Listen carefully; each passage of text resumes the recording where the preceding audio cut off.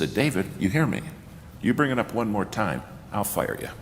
I went home and told Gloria Ann, and she said, well, how about if we invite him to this special businessman's banquet?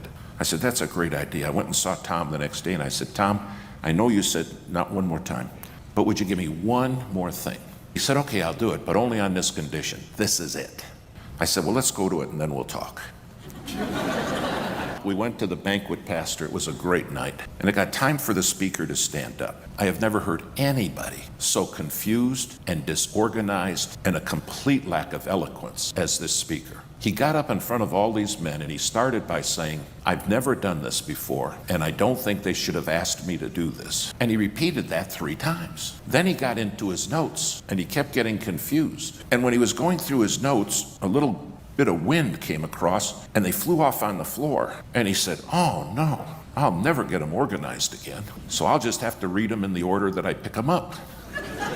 So he picks this page up and it says point 7. Now we haven't heard point 1 yet. It was horrible. And he kept losing his place. He's sweating. It's coming off his forehead. It's getting all over his Bible, all over his papers. And then I got ticked off. I said, Lord, I got Tom here. Look at what you brought. Well, finally, it says in the thing he's supposed to speak for 22 minutes. He spoke for an hour plus. Finally, the host says, let's conclude it now. He said, okay, bow your heads. And he said, here's what I want to ask you. If you don't want to go to hell, and you know God ought to put you in hell, hold your hand up. When he said, hold your hand up, 400 men held their hands up, including Tom. I'm looking at him and I'm thinking, you don't understand. You probably think we're voting to get out of here or something. He said, it's obvious you don't understand what I was saying. Take your hands down. And I thought, don't say that. It takes forever to get them up. And he did the whole thing again, only louder. And he said, you don't want to go to hell, and you know God ought to put you in hell because you're a sinner, but you want Jesus to save you tonight. Hold your hand up. That's what I meant. And all the hands went up again. And I'm looking at my friend Tom, and Tom's crying. Tears are coming down. And he looked at me and he said, David, is this what you've been trying to tell me? And I said, well, kinda.